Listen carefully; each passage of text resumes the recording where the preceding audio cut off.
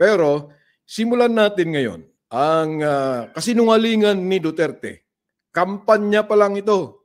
Dito na nagsimula ang kasinungalingan ni Digongyo. Yan. Ito. Pakinggan natin. Ito yung unang kasinungalingan ng Digongyong ito eh.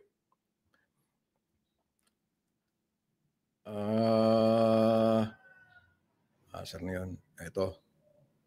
Pakinggan natin kung ano yung unang kasinungalingan ni Digongyo. Ito po. Scarborough. Bababa ako, sasakay ako ng jet ski, dala-dala ko yung flag ng Pilipino at pupunta ako doon sa airport nila, tapos itanim ko. Then I would say, this is ours and do what you want with me. Yun. Yan kampanya pa lang. Ito, presidential debate ito noong 2016. Ang sabi niya, sasakay siya ng jet ski, pupunta sa Spratly. Upang sa ganun ay itanim daw niya ang bandila ng Pilipinas doon pa sa airport nila. Later on, biglang kumambyo tong mokong. Biglang kumambyo tong mokong na to eh. Itong damat ewan ko kung siguro dahil sa katandaan o nag-uulyanin na, ganito na ang naging tugon niya sa susunod. Nung tinanong kung talagang mag-jet ski siya papuntang Spratly. Ito, tingnan natin. Ito po, ang kanyang paliwanag na. With an explanation itong jet ski bro. Alam mo, panahon ng kampanya yon. Hindi siguro sanay itong mga gago na style ko sa kampanya. Pati yung bunganga ko ngayon. Nagyabang ako na pupunta ako sa Spratly. Magdalaga ako ng flag, sakay ako ng jet ski. Nagplano ako niyan.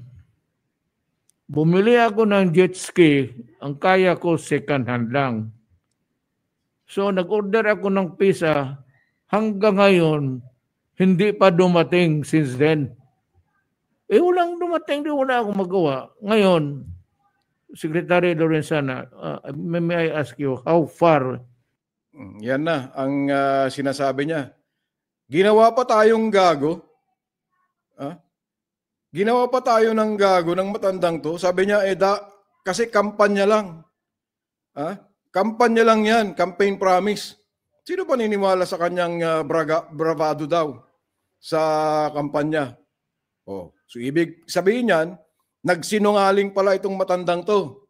Nagsinungaling si Digongyo dito. Okay. Isa yan sa kasinungalingan niya.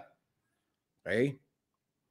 Ang pangalawang kasinungalingan niya na nakita natin, ito yung mga documented lang natin dito sa sa YouTube, yung may papakita talaga natin na kasinungalingan ng matandang to. Lahat naman tayo tumatanda eh. Pero paurong atang pagtanda ng matandang to ng Digongyo na to nakakabanas na to eh.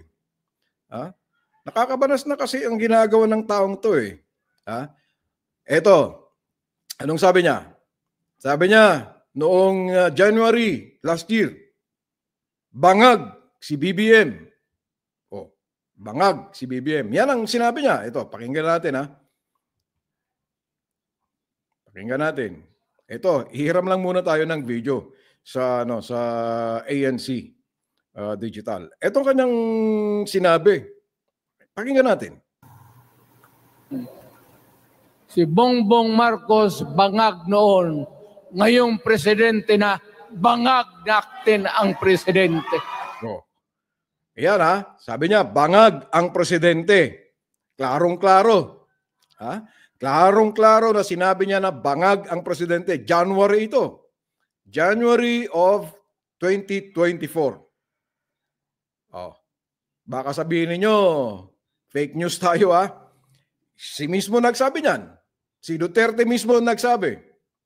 Pagkatapos niyan, kung matatanda ninyo, niresbakan ni BBM ito. Anong sabi niya? Epekto ng fentanyl. Nagpe-fentanyl pala itong damatans na to eh. Ha? Yan, ang sabi niya. Ha? May message po dito. Ipakita natin mamaya from Lolit Lalugan, Plastina Parturiza. Yan, mamaya. Pakita natin yung message mo, madam ha. Mamaya ng konti. Pero ito, sagutin muna natin ito. Di ba, sinagot ni BBM ito? Epekto ng fentanyl. After 1 week, anong ginawa na ni Digongyo? Anong ginawa ni Duterte Taning? Ha? Sa sinabi niyang bangag si BBM. Eto, pakinggan natin para makita natin kung gaano kasinungaling itong matandang to. Ito ha? Ito. Pakinggan natin kung anong kanyang sinabi ulit. After 1 week ito eh, or after 2 weeks eh. Si Presidente, wala akong sinabi na gano'n. Even if you kill me 1,000 times, that was sinabi. Taking is right. Pero kung sabihin mo, adik, wala akong sinabi na gano'n. Hindi nga ako antibiotic na ito. Oh. Yan, ang sabi niya, I never said anything like that. Tunggang pala tong matandang to eh. Dito po sa ating YouTube channel at saka sa Facebook page po natin, bibihira po tayong magmura eh. Pero dito, dalawa na yung naipapakita natin ha. Dalawa na yung naipapakita natin na kasinungalingan ni Duterte. Yan. Okay. Latest yun ha, latest yun. To, anong sabi ni Madam Lolit? Pakita natin Madam yung ano ha, yung message ninyo. Yan oh. Siya pala ang totoong pamilya bangag. Ha ha ha. Sabi niya. Okay. From Facebook. Siya daw pala ang bangag. Which is, ito ang naging kanyang reaksyon noong tinira na ni BBM ito na na epekto daw ng fentanyl. Mario Joseph naman. Ito. Pagkatapos niyan, ito pa. Bigyan natin ng konteksto itong topic natin na sinungaling itong matandang to eh. Sinungaling talaga to. Lumabas na yung nung pandemic, no? Lumabas na yung issue sa Pharmally. Lumabas na. Ang sabi wala daw corruption diyan sa Pharmally.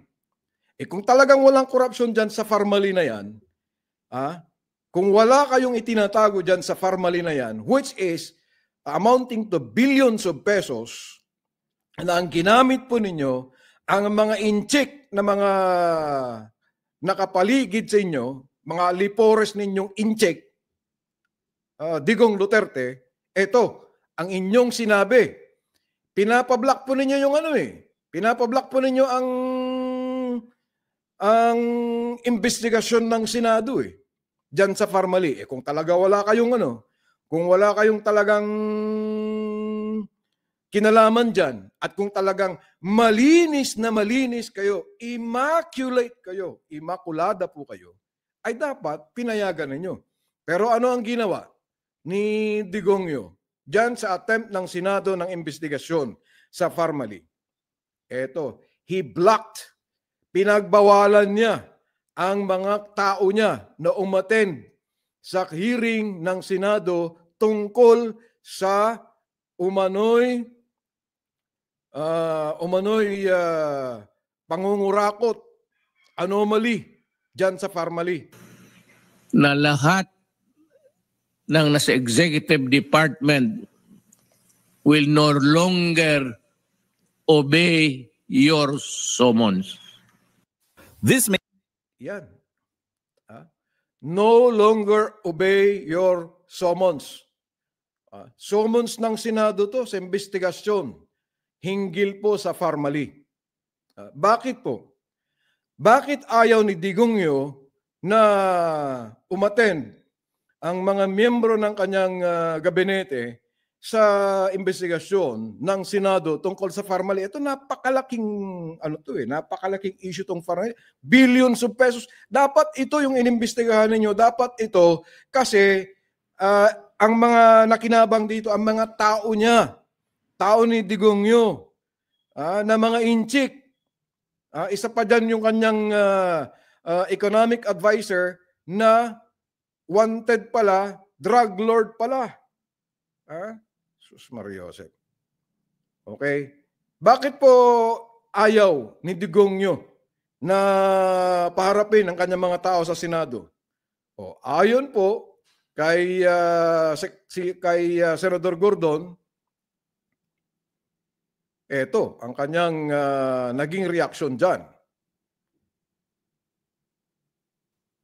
Palagi ko nene-nervous na yung mga taong involved dyan because bukod doon sa mga problema nila sa ICC, ito ang pinakamalaking kaso ng it is the case of the century, the corruption century, which happened at the time when people were dying, when people were sick. They had the temerity to try and steal money from the people of this country at that time. This is the height of evil. And who perpetrated it? Who perpetrated it? It is the president who is now accused of killing so many people. He is an embarrassment to the country. O yun. Crime of the century. Sabi pa ni Gordon. Crime of the century.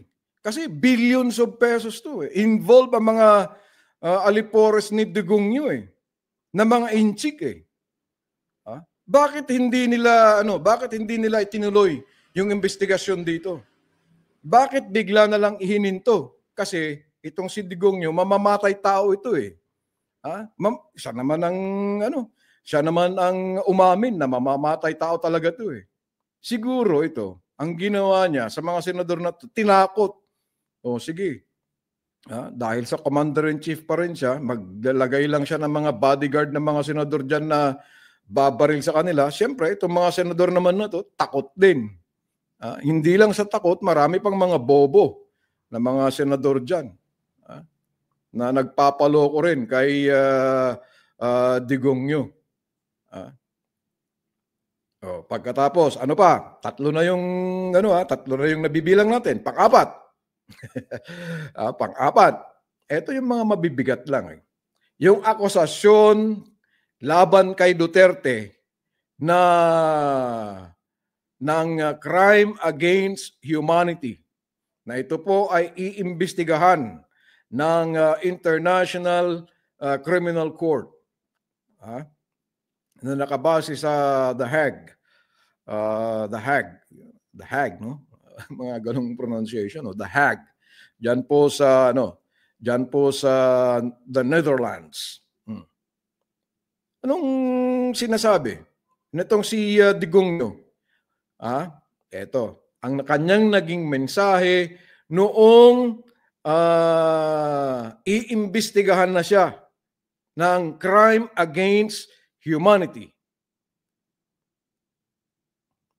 Pakita natin kung ano yung kanyang naging reaksyon itong Dutertaning na to. Itong ICC, bullshit itong, why would I defend or face an accusation before white people? You must be crazy. Yung mga kalumang colonizers ito noon, they have not atoned for their sins against the countries that they invaded. Yan ang kanya naging reaksyon nung sasampahan na siya ng kaso sa ICC. Itong si Digongyo. Ayaw niyang paimbestiga. Ayaw niya na pumasok ang mga investigador ng ICC dito sa Pilipinas. Bakit? After that, nag-withdraw from the Rome Statute ang Pilipinas sa pamamagitan ni Digong Duterte. Ni Digong. Pagkatapos nung nag-imbestiga ang Senado, kamakailan lang, hinggil sa EJK, ganito na ang kanyang sagot. Ganito ang kanyang sagot. Pakinggan natin. Ito, binabakapan natin lahat ng mga video clips, tsaka mga news clips, clippings para hindi masabi na tayo gumagawa po ng kwento at gumagawa ng istorya. Ito, ang kanyang sinabi. Ganda ng background natin, no? Ang ganda ng background. Ito, Jack and Jill. Baka naman.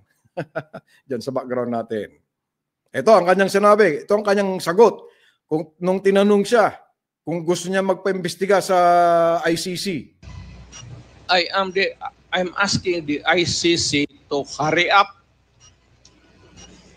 and if possible, they can come here and start the investigation tomorrow. This issue has been left hanging for so many years. Matagal, ma'am, baka mamatay na ako, hindi na nila ako maimbestiga. Ayan ang kanyang sinasabi na ngayon. Pagkaraan mong sabihin na aalis ang Pilipinas sa ICC, ganyan na ang sasabihin mo ngayon? Ganyan na ang sasabihin mo ngayon, Digong? Na gusto mo nang paimbestigahan kahit bukas na? Kung matatandaan po ninyo, ito yung investigasyon po nung sa Quadcom na kung saan ay dumalo itong si Digong Nyo. Yan ang kasinungalingan niya eh. Yan ang mga kasinungalingan ng Digong Nyo. Itong si Duterte Taning. Ayaw po sana nating mag ad hominem eh. Kaso nga lang, itong mga rabid DDS kasi, itong mga rabid DDS, ay talaga namang kademonyohan ang ginagawa. Mamaya, pag-usapan din po natin itong si BBM, bago tayo magtapos dito sa talakayan natin. Sa yan yung mga kasinungaling, marami pa talaga. Maghanap ka dyan sa YouTube, maghanap ka dyan sa internet. Marami kang makikitang mga kasinungalingan ng matandang Duterte. Ewan ko kung talagang matanda na to, talagang ulyanin na to, o sanhin ng fentanyl. Fentanyl ba o fentanyl? Fentanyl, yun.